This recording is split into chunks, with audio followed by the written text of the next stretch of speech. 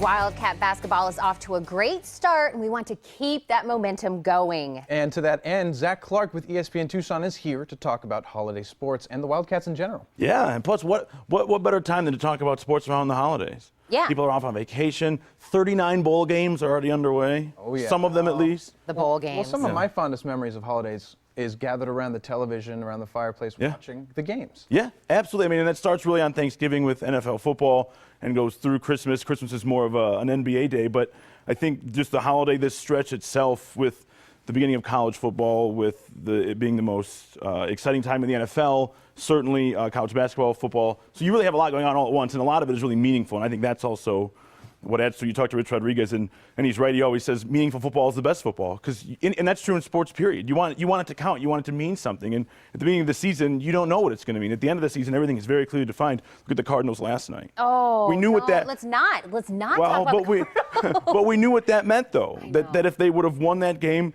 they'd have been able to secure a first-round bye, home field advantage in the playoffs.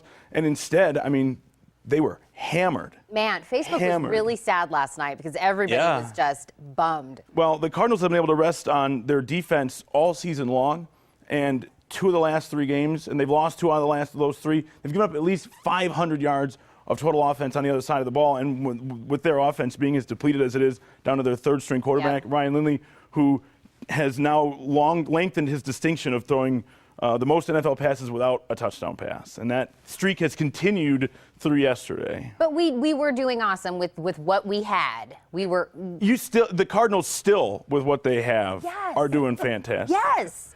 Because there's only can be so much expectation when you have so much taken away. Yeah, but we love that story in any sport, any team. Oh, yeah. You know, that kind of, we still rise up. And right, the not down and out, win one for the Gifford type. Yeah, and I think that really has been part of the Cardinals' story when they were winning. Because then that's a great story. Yeah. Now that they've kind of taken a downturn the last few weeks, now the story is a little bit harder to tell. But look, Week 17 in San Francisco, if they get a little help and the Seahawks lose their last game and the Cardinals can win their last game, they can still win the division. And they're still in the playoffs no matter what. Right. So even though it's disappointing that, because anytime, because we say, oh, it's still a great season. But when you watch something like that, the same is true with Arizona in the Pac-12 championship game. It didn't take away what a great season it was, but the next day you're sitting there going, I know. What do I do? Where do we go? And so I think in a couple of days, with the Cardinals especially, the loss will, at least the sting will subside. Yeah.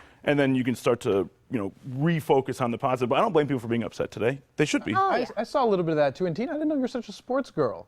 Well, you know what? Don't hammering me over here. Well, no. The Cardinals, you know what? When it's one of those teams, like you love them when they're not doing, their season isn't so awesome, but they always get that season where they just pump you back up. Yeah. And I have several of my friends that are traveling to San Francisco for the game. Sure, that's a huge game. Yes, there's a lot of people that are riding a lot on that. Yeah. It should be good. And how about a little close to home? How the Wildcats in terms of basketball been doing? So on the basketball court, they were on the road, University of Texas El Paso on Friday, and that game was a little bit closer than I think most people expected. They won by 5, though down later on in that second half.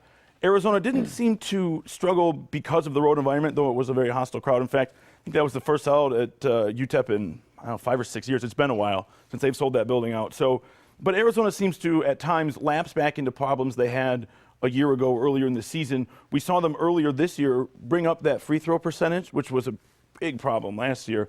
But then you see them regress the last couple of games that they've played this year. I mean, going 50% from the line or worse is really, you may get away with it against the UTEP. You get into Pac-12 play, into the tournament when you're a single elimination contest. It's going to be more difficult that way. And they only had 6 bench points against UTEP, so that's a little disconcerting. But as we move forward, I think Arizona, they're in great shape. They're the only team in the country to start the last 3 years 12-0. They haven't lost a non-conference game since 2011.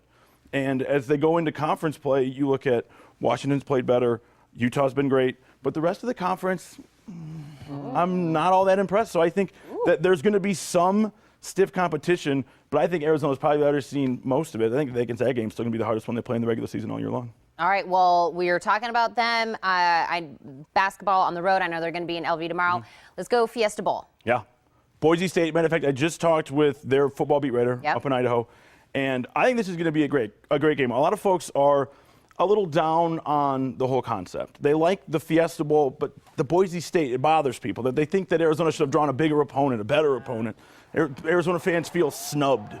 And I don't think that's true. You look at Boise State, they've won the Fiesta Bowl twice. Arizona, and don't get me wrong, Arizona deserves to be where they are, but they ride it on this high and mighty horse, and Arizona's never won a Fiesta Bowl. Or they haven't won since 1994. 94? 94 with Teddy Bruschi, Desert Swarm.